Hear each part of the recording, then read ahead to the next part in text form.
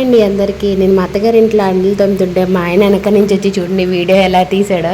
ఈ హైదరాబాద్లో అయితే సింక్ ఉంటుంది, తోమేసుకుంటాం. ఇక్కడ అలా ఉండదు, నీళ్ళు కూడా కొంచెం కష్టం. జగన్ కాలనీ అన్నమాట మా అత్తగారు వాళ్ళది. నేనే కదండి, ఏ కొడలన్నా అత్తగారి ఇంటికి వెళ్తే పని చెయ్యాల్సిందే, నడుము వంచాల్సిందే. అవునా కదా? కామెంట్ చేయండి. గోరింటాకు ఎలాగని చెప్పండి. హాయ్ అండి.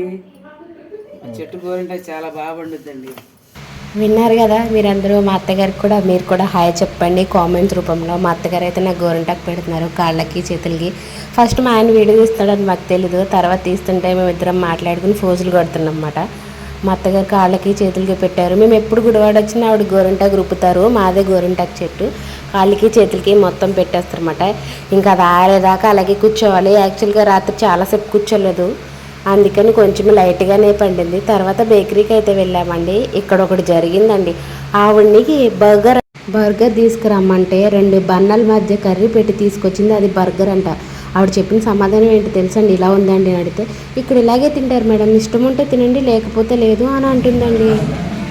పిల్లవాడు పెట్టుకుంటే ఎలా తినేస్తుందా బర్రెపోతులాగా.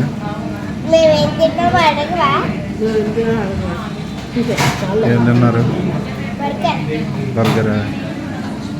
మీకు వీడియో నచ్చితే ప్లీజ్ లైక్ చేయండి, సబ్స్క్రైబ్ చేయండి. Thank you for watching. Bye bye.